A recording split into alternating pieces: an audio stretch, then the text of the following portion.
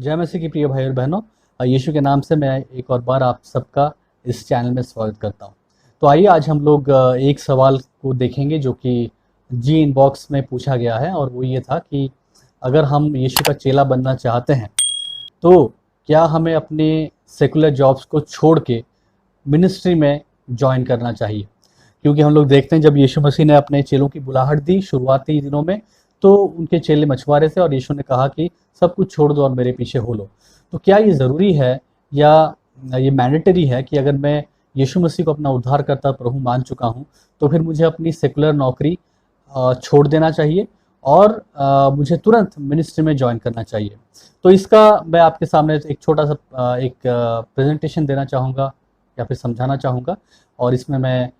4 बातों को रखूँगा। सबसे पहले 2 बातें होंगी जहाँ पे लोगों की 2 गलत धारणा को मैं आपके सामने बताऊँगा, और आखिर में 2 एनकरेजमेंट की बातें मैं आपके सामने रखूँगा। तो सबसे पहली जो गलत धारणा कई बार लोगों के मन में बैठ गई है वो ये है कि वो लोगों ने 2 कैटेगरी बना लिए हैं। एक कैटेगरी है ओबीडियंट, एक कैटेगरी है डिसोबीडियंट लोगों का, कुछ चीज़ों के आधार पे।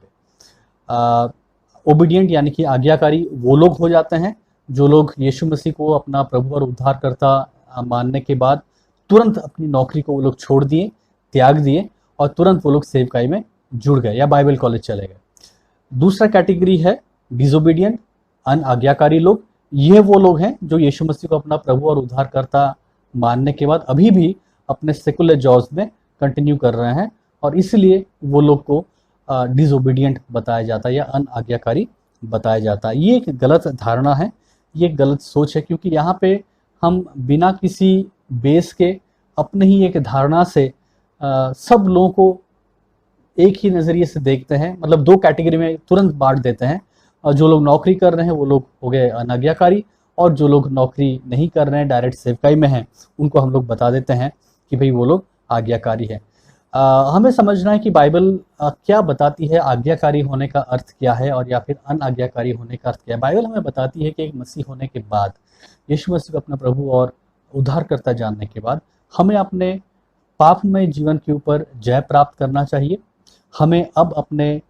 अंगों को, अपने शरीर को, अपने आप को धार्मिकता का वस्त्र होने के लिए समर्पित करना चाहिए। हमें आत्मा की चाल में चलना चाहिए। हमें अपने जीवन में आत्मा के फल को प्रदर्शित करना चाहिए। हमें शरीर की चाल में नहीं चलना चाहिए। और यही बेसिकली एक आइडिया देता है, एक तर्क देता है कि एक ओबीडियंट व्यक्ति कौन है, आज्ञाकारी व्यक्ति कौन है, या फिर एक अनाज्ञाकारी व्यक्ति कौन है। और यीशु मसीह ने भी यही चीज़ कहा कि जो लोग वही लोग मेरे भाई हैं या मेरे माँ हैं और मेरी बहन है, जो मेरी आज्ञाओं को मानते हैं और उसके पीछे चलते हैं। तो यीशु मसीह का जो पैमाना था और नए नियम का जो पैमाना है वो इस बात पे नहीं है कि कौन नौकरी कर रहा है या नौकरी नहीं कर रहा है। यीशु में आने के बाद, मसीह में आने के बाद, क्या वो सेकुलर जॉब में कंटिन्यू कर रहा है या वो मिनिस्ट्री में ज्वाइन कर लिया है, उस आधार पे वो ओबीडियंट या डिसोबीडियंट बनता है। लेकिन बाइबल हमें एक दूसरा पैमाना देती है, जैसे मैंने आपको कहा, और उस आधार पे हम किसी व्यक्ति को एक आज्ञाकारी मसीह कहते हैं या फिर एक अनाज्ञाकारी मसीह जीवन जीने वाला हम कहते हैं।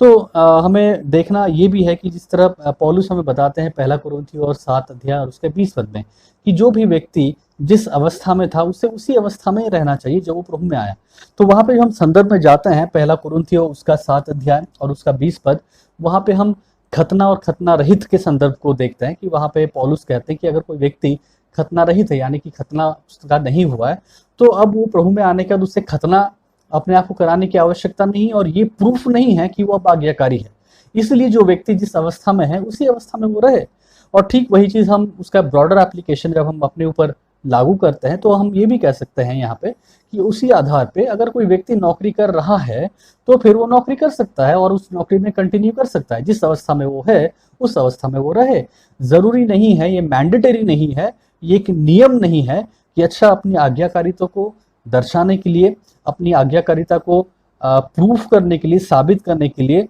तरीका यही है कि प्रभु में आने के बाद तुम अपनी सेकुलर नौकरी छोड़ो और तुम सेवकाई में लग जाओ। ठीक है, तो हमें इस गलत एग्जाम्पल को या फिर एक गलत धारणा को दिमाग से निकालना होगा, क्योंकि ये हमें फिर एक गलत चीज़ के द्वारा बंटवारा कर देता है कि कौन आज्ञाकारी है या फिर कौन अनाज्ञाकारी नहीं है। हो सकता है कुछ लोग ऐसा इसलिए सोचते हो क्योंकि उन्होंने कई बार कोई रिवाइवल मीटिंग में, कोई मिशन मीटिंग में ऐसी गवाहियाँ सुनी हो जहाँ पे लोग गवाही दिए हैं कि जब मैं प्रभु में आया तो परमेश्वर ने मुझसे बातें की और फिर मैंने तुरंत अपनी नौकरी को छोड़ दिया और मैं सेवकाई करने लगा। मेरे शुरुआती दिनों में बहुत मुश्किलें हुई, बहुत तकलीफ हुई, लेकिन मैं प्रभु में बना रहा और परमेश्वर ने मेरी सेवकाई को आशीष किया और आज मैं एक बहुत मैं अच्छे से सेवकाई कर रहा हूँ। तो कई बार ऐसी गवाहियाँ हमें प्रभावित कर देती हैं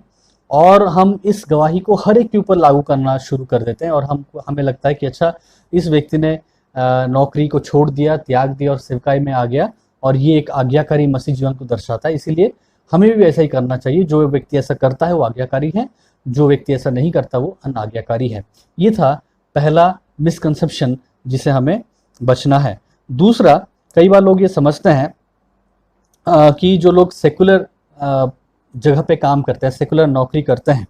ना, वहाँ पे वो अपने आप को संपूर्ण रीति से मसीह का चेला या फिर एक मसीह करके दर्शा नहीं सकते। वो जगह नहीं है जहाँ पे आप अपने आत्मा के फलों को दिखा सकते हैं, मसीह चरित्र को दिखा सकते हैं। अगर आपको अपने मसीह चरित्र को दिखाना है, अगर आत्मा के फल को आपको दिखाना है, तो फिर आपको वो नौकरी छोड़ना पड़ेगा। और जो लोग सेवकाई करते हैं वही वो लोग, वास्तव में वही वो लोग होते हैं जो अपने जीवन में आत्मा के फलों को दिखा पाते हैं। तो यहाँ पे भी हम देखते हैं लोग एक कैटेगरी कर देते हैं, एक डिफरेंशिएशन कर देते हैं और कहते हैं कि नहीं, सेकुलर जॉब करने वाले लोग वो होते हैं जिनके अंदर आत्मा का फल दिख ही नहीं सकता, क्योंकि वो तो एक वैसे एनवायरनमेंट में, एक ऐसे जगह में काम करते हैं। आत्मा का फल अगर आपको देखना है, अगर आत्मा के काम को देखना है, तो आप इस व्यक्ति को देखिए या फिर उस व्यक्ति को देखिए जो कि सेवकाई में जुड़ा हुआ है। तो ये भी एक गलत धारणा है, क्योंकि अक्सर ये भी देखा गया है कि लोग सेकुलर जॉब में रहते हुए, सेकुलर नौकरी करते हुए भी यीशु मसीह की गवाही को बहुत सफाई से, बहुत अच्छे तरीके से प्रस्तुत कर पाते हैं। और ये भी देखा गया है कि लोग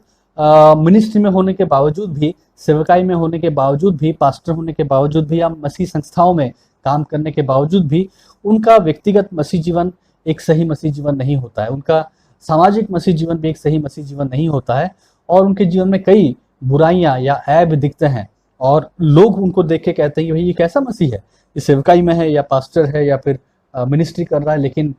इसके जीवन में तो बहुत सारी बुरी बातें हैं। तो फिर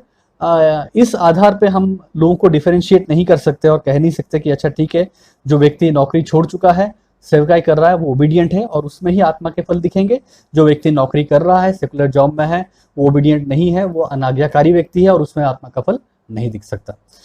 अब मैं आपको दो एग्जॉर्टेशन दे सकता हूँ या फिर दो इनकरेजमेंट की बातें कह सकता हूँ। पहला चीज ये है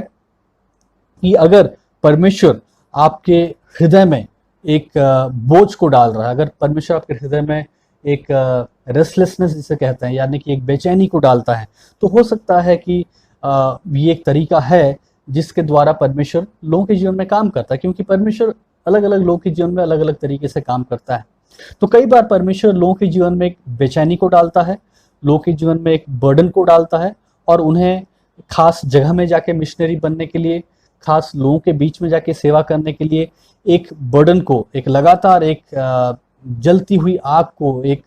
बोझ को लगातार डालता है। और कई बार ये एक तरीका बनता है जिसके द्वारा उन्हें अगुवाही होती है कि उन्हें अपनी नौकरी छोड़नी चाहिए या फिर वो जगह जहाँ पे हो वो जगह छोड़ना चाहिए और एक ऐसे जगह पे जाके सेवकाई करनी चाहिए जहाँ पे परमेश्वर उनके जीवन को इस्तेमाल कर पाए और उनके जीवन के द्वारा कार्य कर पाए। लेकिन फिर हमें ये भी समझना है कि ये कोई मैंडेटरी बात नहीं कि हाँ ये सबके साथ ही होगा।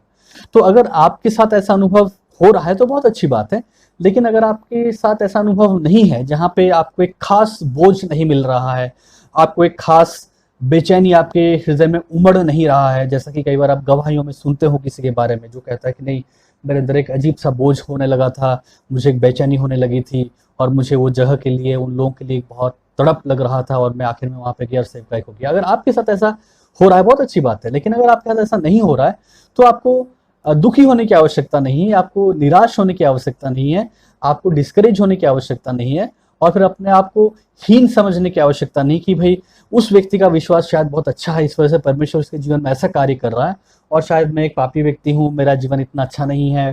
और अपने आप को हीन महसूस मत कीजिए, अपने आप को डिस्करेज मत फील कीजिए, या फिर अपने आप को अनवर्दी कि मैं लायक नहीं हूँ शायद सेवकाई का, इस वजह से परमेश्वर मुझे ऐसा बोझ या बर्डन नहीं दे रहा है। ऐसा नहीं है।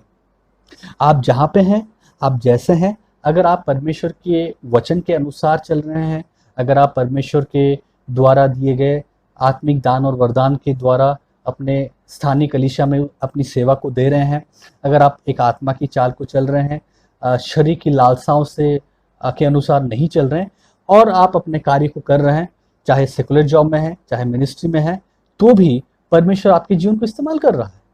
ज़रूरी नहीं कि आपके साथ कुछ ऐसी घटना हो, आपको एक ऐसा बोझ मिले और तभी आप परमेश्वर की सेवा कर पाएंगे, या फिर तभी आप एक सही विश्वासी हो पाएंगे। आप बिना इसके भी एक सही विश्वासी बन के अपने जीवन को जी सकते हैं। तो इसलिए इन बात को लेके अपने आप को कोसिए मत, डिस्करेज मत होइए, और अपने आप को हीन महसूस मत कीजिए। दूसरा जो इनकरेजमेंट है मैं आपको देना चाहूँगा वो ये है कि परमेश्वर की इच्छा को जानने के लिए, या फिर परमेश्वर के राज्य के लिए कुछ करने के लिए अगर आपके अंदर इच्छा है, तो ये मत सोचिए कि आप आइसोलेशन में चले जाएंगे, आप अकेले कहीं पे जाके प्रार्थना करेंगे, आप अकेले कमरा बंद करके 40 दिन प्रार्थना उपवास करेंगे तभी आपको मिल सकता है। कुछ लोग ऐसा करते हैं और कई बार परमेश्वर से बातें करता है, लेकिन हमें आप ये मत सोचिए कि नहीं यही तरीका है, या फिर अपने आप को आप अलग करने के द्वारा ही परमेश्वर आपसे बात करेगा। लोगों से आप अलग करके फास्टिंग प्रेयर में बैठ जाएंगे, 40 दिन उपवास करेंगे, किसी से बात नहीं करेंगे, अपने आप को एकदम लोगों से अलग कर लेंगे, और ना अपने आप को आइसोलेट कर लेंगे, और तभी परमेश्वर आपसे बातें करेगा और आपको अपनी योजना को प्रकट करेगा। ऐसा नहीं है। कई बार परमेश्वर स्थानीय कलीसिया के संदर्भ में आपकी योजनाओं को, आपके जीवन में परमेश्वर की योजना को प्रकट करता है जब आप अपने स्थानीय कलीसिया में लोगों के साथ उस मसीही संबंध के अनुसार चलते हैं, जब अपने स्थानीय कलीसिया में आप लगातार एक सक्रिय भूमिका को निभाते हैं, जो अपने स्थानीय कलीसिया में आप लगातार उन कार्यों को या फिर उन जिम्मेदारियों को पूरा करते हैं जो परमेश्वर ने आपके लिए रखा है, तो कई बार लोग आपको इनकरेजमेंट कर देते हैं। कई बार लोग आपके जीवन में उन गुणों को, उन दान को, उन वरदानों को देख पाते हैं जो कई बार आप मिस कर जाते हैं। आप कई बार उसको पकड़ नहीं पाते या जान नहीं पाते। आपके चारों तरफ जो लोग हैं वो आपको देख के इसके बारे में कहते हैं, ये लोग वो नहीं आपके दोस्त, ये वो लोग हैं जो स्थानीय कलीसिया के लोग हैं, छुटकारा पाए हुए लोग, सुसमाचार पे विश्वास किए गए लोग, स्थानीय कलीसिया के प्रति जिम्मेदार लोग, स्थानीय कलीसिया के प्रति जवाबदेही लोग, स्थानीय कलीसिया में अधीनता का जीवन जीने लोग। ये लोग के झुंड में, इस घराने के बीच में जब आप अपने जीवन को जीते हैं, कई बार वो लोग आपके जीवन को देख के, बताते हैं और कहते हैं कि भाई या बहन, आपके जीवन में परमेश्वर ये दान और वरदान को दिए हैं, क्योंकि आपके जीवन हम ये देख पा रहे हैं। आपके व्यवहार से, आपके कार्यों से, आपके उठने बैठने के तरीकों से, आपके सामूहिक जीवन को देख के, आपका जो पब्लिक लाइफ है हम लोग के बीच में, जो सामूहिक जीवन है, उसको देख के कलीसिया के रूप में, आपके मसीह भाई बहन होने के रूप में, इस घराने का सदस्य होने के रूप में, आपके जीवन में हम इन गुणों को देख पा रहे हैं, आपके जीवन में हम इन दान वरदानों को देख पा रहे हैं। और इसलिए हम ये कह सकते हैं, आपको हम ये सुझाव दे सकते हैं, आपको हम ये इनकरेज कर सकते हैं कि परमेश्वर आपको इस रीति से इस्तेमाल करना चाह रहा है, या फिर परमेश्वर आपके जीवन को इस क्षेत्र में इस्तेमाल करना चाह रहा है। तो परमेश्वर के राज्य में इस्तेमाल किए जाने के लिए जो योजना है, जो तरीके हैं, या फिर जो दान और वरदान हैं, वो कई बार हमारे कलीसिया के लोग हमारे जीवन को देख के बताते हैं। लेकिन उसके लिए ज़रूरी है कि हम उनके साथ मिलें, हम उनके साथ उठे बैठें, हम उनके बीच में रहें, उनके साथ उस भूमिका को निभाएं जो हमें स्थानीय कलीसिया में निभाना है। अगर हम अपने आप को अलग कर लेंगे, किसी से बात नहीं करेंगे, कमरे में बंद करके उपवास प्रार्थना करें और कह रहे हैं कि प्रभु मुझसे अब बता, मुझसे अब बातें करें, तो कई बार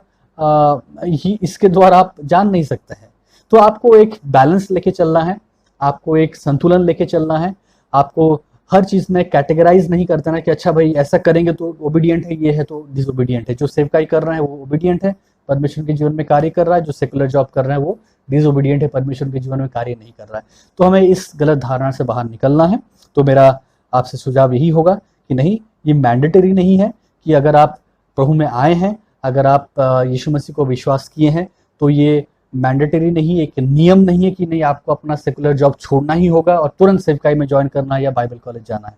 तो जैसा मैंने कहा, आप इन 4 बातों को ध्यान दीजिए, इन 4 बातों के ऊपर थोड़ा सोचिए, और मेरा विश्वास है कि परमेश्वर आपको एक सही मार्गदर्शन देगा, आपको सही रीति से आपकी अगुवाई करेगा। प्रभु आप सबको आशीष दे।